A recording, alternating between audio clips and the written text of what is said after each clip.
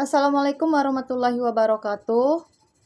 Baiklah, perkenalkan nama saya Suwita, NPM 2025-8610-135, kelas RPLB Afirmasi, dosen pengampu Arhamuddin Ali MSN.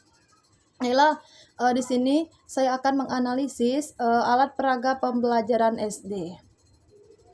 Sebelum menganalisis alat peraga, saya akan menjelaskan pengertian alat peraga itu terlebih dahulu. Alat peraga merupakan suatu perangkat benda yang dirancang, dibuat, dihimpun, atau disusun secara sengaja yang digunakan untuk membantu menanamkan atau mengembangkan konsep-konsep atau prinsip-prinsip dalam pembelajaran. Nah, di sini ada alat peraga pada mata pelajaran seni budaya atau seni musik, yaitu bisa kalian lihat sendiri, yaitu pianika. Nah, apa itu pianika? Menurut Adi Jarod Pamungkas, pianika adalah alat musik yang menggabungkan konsep instrumen musik tiup dengan piano. Penggabungan tersebut dikarenakan pianika dapat dimainkan dengan cara ditiup dan menekan tut seperti piano. Bedanya, pianika memiliki jumlah tut yang lebih sedikit dibandingkan dengan piano. Nah, tip bermain pianika. Yang pertama, tarik napas dengan diafragma, bukan dari dada. Yang kedua, tiup secara stabil, jangan tersengal. Yang ketiga, tekan tut dengan lembut tapi tegas. Yang keempat, latihan rutin setiap hari minimal 10 menit. Dan yang terakhir, dengarkan lagu sambil memperhatikan nadanya.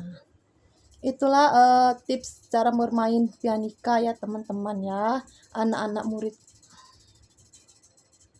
Nah, ada fungsi utama pianika. Yang pertama, media demonstrasi teori musik. Ini sangat efektif untuk memperagakan visualisasi interval nada, tangga nada, dan akor dasar. Yang kedua, pembelajaran melodi pokok, membantu siswa memahami konsep phrasing, penggalan kalimat lagu, karena membutuhkan teknik pernapasan dan penekanan tut secara bersamaan. Yang ketiga, praktik ensemble kelas, menjadi instrumen utama dalam memainkan melodi lagu wajib atau lagu daerah secara berkelompok. Nah, kelebihan dan kekurangan alat peraga pianika. Di sini kita bahas kelebihan dan kekurangannya. Yang pertama, kelebihan. Yang pertama, ekonomis dan terjangkau. Yang kedua, praktis dan portable. Dan yang ketiga, mudah dipelajari. Kekurangannya, yang pertama, volume suara terbatas. Yang kedua, keterbatasan ekspresi musikal. Yang ketiga, higienitas kurang baik. Dan yang keempat, kesulitan koordinasi. Nah, di sini yang media alat peraga yang kedua yaitu alat peraga pada mata pelajaran IPS, yaitu peta. Nah, fungsi dan tujuan pembuatan peta. Fungsinya menunjukkan posisi atau lokasi suatu tempat, mengetahui arah, jarak, dan luas suatu tempat, mengetahui penampakan di permukaan bumi, dan menyajikan data potensi suatu daerah. Nah, cara membaca peta yang benar, yang pertama harus melihat orientasi atau arah peta. Orientasi atau arah peta perlu diperhatikan dengan tepat, agar informasi yang didapatkan sesuai dengan keinginan dan akurat. Dua, perhatikan skala peta. Dan yang ketiga, perhatikan simbol yang tercantum di dalam peta. Nah, di sini ada kelebihan dan kekurangan alat peraga peta. Kelebihannya, yang pertama, visualisasi konsep abstrak. Yang kedua, meningkatkan pemahaman spasial. Yang ketiga, membangkitkan motivasi belajar. Yang keempat, mempermudah analisis data. Yang kelima, efisien dalam pembelajaran.